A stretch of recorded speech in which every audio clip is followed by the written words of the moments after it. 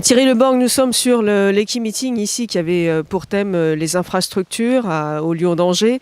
Pouvez-vous nous dire deux mots là sur cet Equi-Meeting? Cet Equi-Meeting, c'est la première édition concernant les infrastructures, car nous nous rendons compte que à travers le monde, dans le domaine des infrastructures équines, beaucoup de gens travaillent, des architectes, des chercheurs, des utilisateurs, et jamais ces personnes ne se rencontrent vraiment.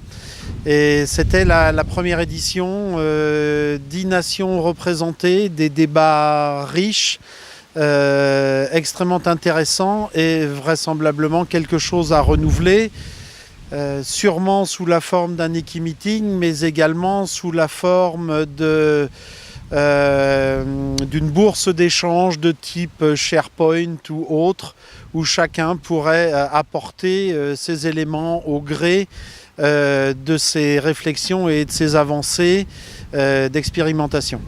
Alors le pôle équestre de Cran, donc le centre équestre, est un ouvrage qui a été conçu en collaboration totale avec la municipalité de Cran.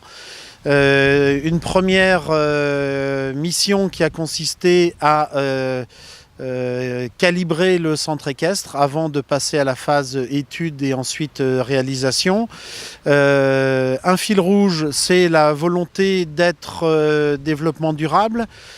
Pour cela, nous avons travaillé en filière sèche, c'est-à-dire que les bâtiments ont été construits en ossature bois. Seuls les sols sont en béton, tout le reste est en ossature bois et métallique. Donc filière sèche, chantier propre, chantier rapide. Et également, nous avons apporté tous les éléments concernant la récupération des eaux de toiture et des eaux de forage pour l'arrosage des carrières, pour les douches des chevaux, en apportant une dimension solaire avec des chauffe-eau qui tempèrent l'eau utilisée pour les douches de chevaux. Et n'oublions pas également que nous avons tenu pour un confort des chevaux à utiliser un matelas thermique sous la forme d'une toiture végétale pour réguler les chocs thermiques lorsqu'il y en a et apporter donc un meilleur bien-être aux chevaux à l'intérieur des écuries. Alors cette conception qui est labellisée handicap aujourd'hui par le département de la Mayenne a été ciblée dès le départ pour être tout à fait ouverte aux personnes handicapées au titre des établissements recevant du public, ce qui est tout à fait normal, mais également calibrée pour que les équitants handicapés puissent utiliser cet équipement de manière totale.